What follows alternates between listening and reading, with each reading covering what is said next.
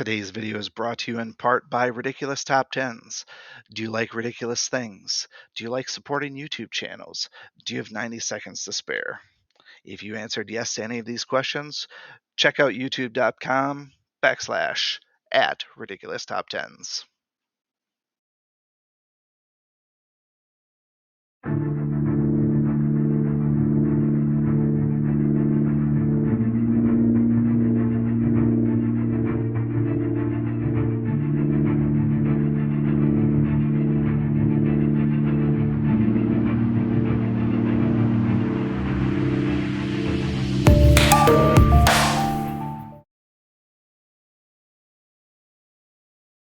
Good afternoon, my dungeon boss brethren. We're coming to you again on this fabulous Fad Friday, full Ascension deep dive. The hero we are looking at today is Puff the Magic Dragon himself. Little green guy, chubby little bugger named Ferno. Turn him to the side a little bit. He is just a pudgy little guy, isn't he? So, nice little guy. He is a silver hero. Now, in the past, in the original game, he was actually pretty good when he first came out. Did some things that at the time really nobody else did. I think he's one of the first dragons. It was a whole big thing, and now he's just kind of blah. He's very vanilla as far as heroes go. We'll jump in and take a look at what makes him special or not special. I think all things considered, he's not a bad hero. He is silver, which is pretty low tier, but he's easy to level up. And he's got some basic innate traits that help him survive a little bit, and he does have some reasonable synergies across the board. So ultimately, it's going to be a matter of finding a good reason to use him versus whether or not he's actually usable. In most cases where you could use him, it's just as well off using literally anybody else. We already know that mechanic for PvP, for example. Why would you use any other team besides a light team? That's basically how a lot of the game is right now. Why would you do one thing when you can essentially guarantee success in another? And I say, as I always have, a day may come when you need to forcibly run a fire dungeon with all nature heroes, and maybe Ferno falls into the category that you need in order to ultimately beat that dungeon. Or he might be a locked hero. You never know what the dungeons will throw at you once we get into like challenge, boss mode, things like that. We might have a dungeon where you're forced to run Ferno. Maybe you're going to be forced to run an all dragon team. We really don't know until those dungeons drop. That said, let's go ahead and take a look at the man, myth, and legend. Pretty sure Ferno was a guy. I don't really know. I don't really know for certain because the stories themselves don't really tell a story, so I don't know what his actual gender is. And I know that's a tricky subject, but we are using the their pronoun, so Ferno has yet to discover their epic. So I guess we'll honor that. We don't know what Ferno actually is, and truthfully, we don't really care. I'm going to refer to him as a he because he looks like a he. And if that offends anybody, my apologies. I mean nothing disrespectful. Let's take a look at his stats to start with. So, being a nature hero, obviously he goes against water. That's the main premise there. So do extra damage to water. Great for folks like Stonefist, for example, who are good at tanking. Stonefist, Igorok, Grognog. Ferno does good at whittling those guys down. Does not do so well against fire. And he will actually do better than average against other nature heroes. We'll get to that in a moment. So one of the most underrated traits, at least in my opinion, overlooked a lot, especially in PvP, is the flying trait. Anytime we get percent reduction in damage, 25% less damage from melee attacks. Remember, this is melee attacks. It is not ranged attacks. It is also, I believe, it's not going to necessarily be magic attacks, so magic can come in melee as well. You do have to look at the tooltips for that, but 25% reduction is nice. That is always great to have. Next up is Fireborn. Immune to burn. We kind of get that. He's a dragon, can't be burned. But the other piece where I said better than average, he does extra damage to nature, and he also takes less damage from nature. So just a green versus a green team, he's going to excel against those teams.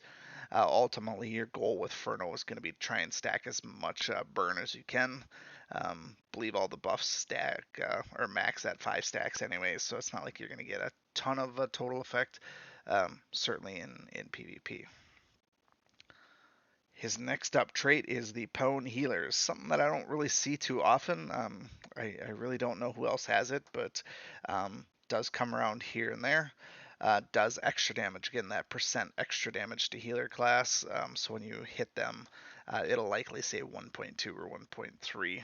That's nice, extra 25%. Combine that with a water healer, for example, like Ice Bloom. Now you're looking pretty good here. Um, Again, don't rely on this one though. The likelihood that you'll be using Ferno against a healer, I guess maybe he'd be great against Nub Nub too, things like that. Nub Nub, Yasmin, Ice Bloom, other heroes of that sort. Burn Siphoner heals for 25% of the damage dealt when dealing damage to a burn target.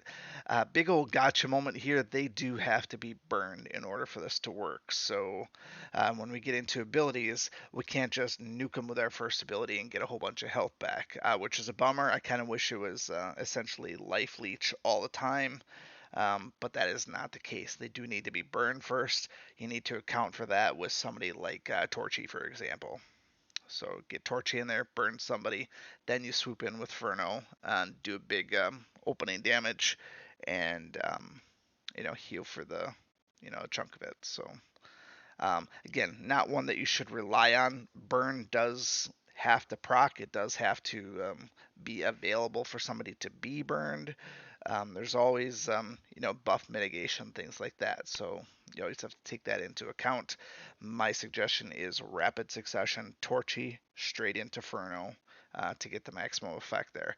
Usually once rounds end or once turn ends, then you're looking at things that people doing removing debuffs, and then all of a sudden your window is closed.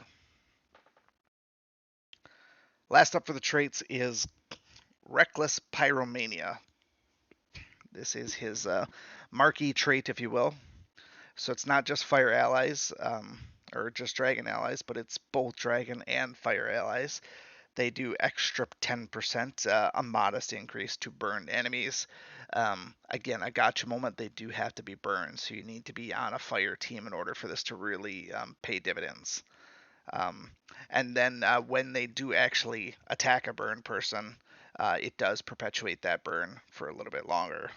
Keeps the turns going, adds another stack, and to another random enemy. So basically, if you can get fire going and you have the appropriate team, then the fire keeps going. That's really the ultimate goal, is to try and see if you can max out and get 5 stacks of burning. In PvE, in very difficult dungeons, sure, that's going to come up. PvP, never. Sorry, it's just not going to happen unless you have something that's already adding massive numbers of stacks of burn right out of the gate. And with the debuff mitigation, it's just likely not going to happen. Sorry, it's not. So where does he fall as far as his stats go? Well, mine is currently at level 45. I'm not going to compare him to other heroes today. We will get a better deep dive on him much later off once I get everybody leveled up. Right now, we're just going to compare him at his current star level relative to his character level, which is 45. So his notice one thing on here, very, very, very, very vanilla. No extra bonus points in anything. So we don't get any bonuses aside from what he's got here. So no extra boost to attack, defense, skill, health, anything. So really all we're looking at is how do his numbers actually stack up. When we consider attack, his attack ain't too shabby, actually. Where he's at right now, level 45 for me, relatively speaking, his attack is pretty high. Um, so I'll give you the number in a second here. His attack is currently um, just outside of the top 10. So he's currently 13 on my roster, and that's by 1/100th. So his ratio of attack to his level is over 30, which is about my top 20 right now. So it's at 30.6. Which is pretty good. Currently, the people that are beating him are my 6-star heroes for one, and then people who are lower level that haven't hit the diminishing returns yet, like we talked about Nitpick last week, for example. Nitpick has a really high ratio for where his level is right now too. So overall, comparatively speaking, on my roster, his attack to level is actually very, very solid right now. I expect that will diminish as we bring the floor up on everybody else, but that's probably a couple months out yet before we can really make that true assumption. Defense, I want to point out that he is a caster, so you know where that's going, right? Casters and defense generally don't mix. So if we look at Ferno as far as defense goes, he's right smack dab in the middle at 37 on my roster. Um, Pretty low comparatively speaking. His defense to level ratio is just about 25 compared to somebody like Spitfire, who's my current right now, is at 38. So that ratio is a massive disparity there. Skill we don't really concern ourselves with. And then health is 4,200, which is pretty modest there too. Um, I'll get a number quick on that one. His health is currently,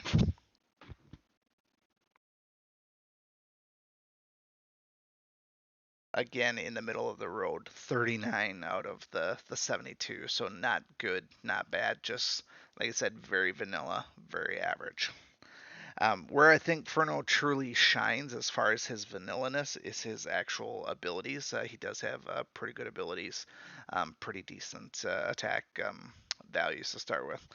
Namely, his first ability is a pretty good nuker right from the start. Usually, we see people's third ability being their high damage single target, DPS skill.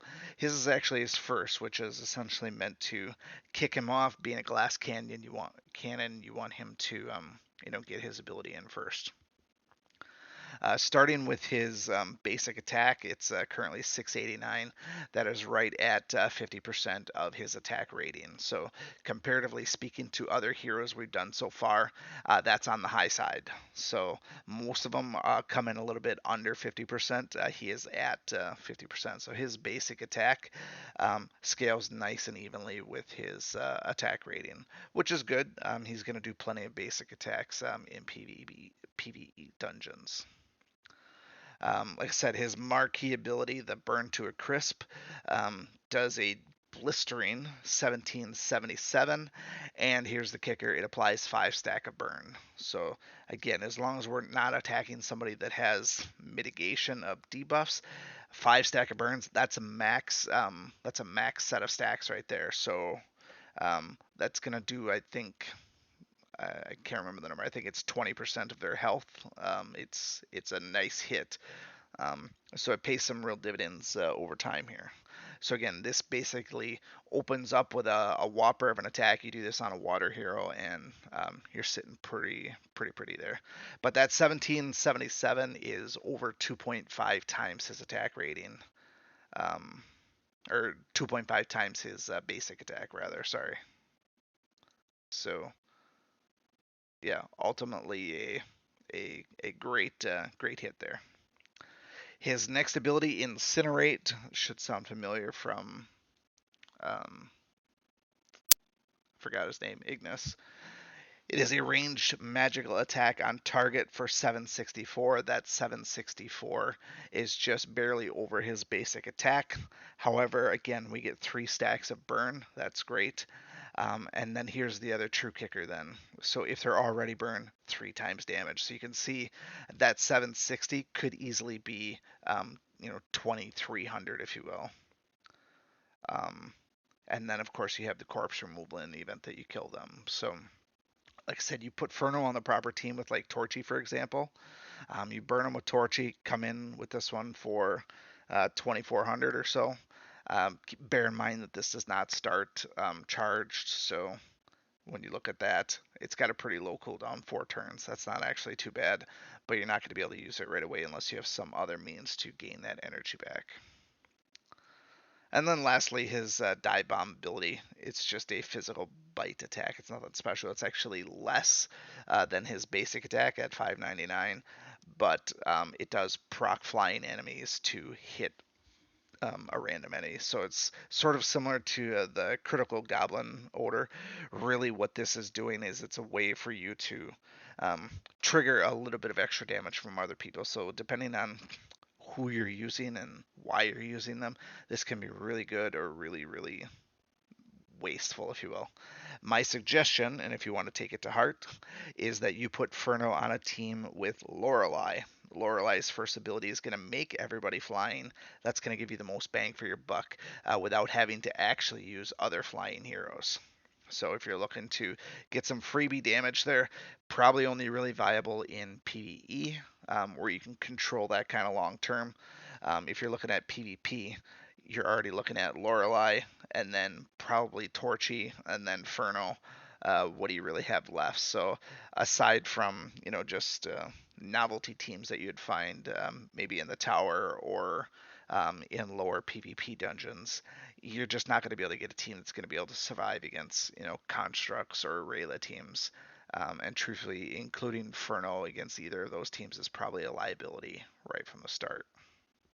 So like I said, all things considered, Ferno is a very average hero. I think he's a good average hero and is fun one to play in PvE because of the constant burning. You can get some serious debuffs on heroes by using that, as we saw in his individual traits. But yeah, ultimately, I think the most synergizing or the best way to actually go about doing that is to pair with Lorelei. Um, that is just because of the this here.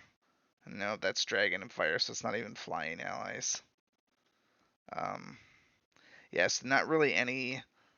Even with Lorelei, I mean, it's one time, and they're only going to do basic attacks. So you'd have to pick someone that's got really brutal basic attacks. And who is that? I mean, all things considered, you're only going to be looking at modest damage when you do basic attacks until we get to, epics. Then that basic attack, when those things trigger, it could be lights out for Lord knows how many different people. So when epics come around and basic attacks have a nice little premium on there, those extra procs like that are going to be absolutely devastating when they hit. It's going to add a little bit of randomness to PvP, which is greatly needed. I know a lot of people like to do PvP because of the control that they exert over it, knowing exactly what's going to happen and not have RNG. I tend to be in one of those camps myself. I like to wage my war on tactics on what I know is going to happen versus, there might be a chance this happens, with the exception of crit chance, which is already so low as it is. But yeah, that's my assessment of Ferno. Good, not great. Good, not bad. So he's just middle of the road average. We'll take another look at him again once he is 6-starred and level 80. See how his overall numbers stack up to other casters at that time. Again, that's still probably a couple of months out, but we will circle back around to him in the future. If you have any neat tricks that you use Ferno with, whether it be paired synergies, he does have natural synergy with Spitfire, being a dragon and someone who burns. I don't know if I would necessarily use him with Outrakus and Niveus at the same time either. You do need some proper healing in there, so a full dragon team is not something that I recommend. But if you have any, like I said, nifty combos where you use Ferno successfully, feel free to put those in comments and let us all know. Otherwise, at some point, we might workshop a team for PvP that utilizes Ferno, but until that day comes, that is just where we're going to leave things. So this has been another Fad Friday. Hope you enjoyed the video, and we'll see you again next time. Take care, everybody. Thank Thank you for watching, and remember, I make YouTube videos for the American working man, 'cause that's what I am, and that's who I care about.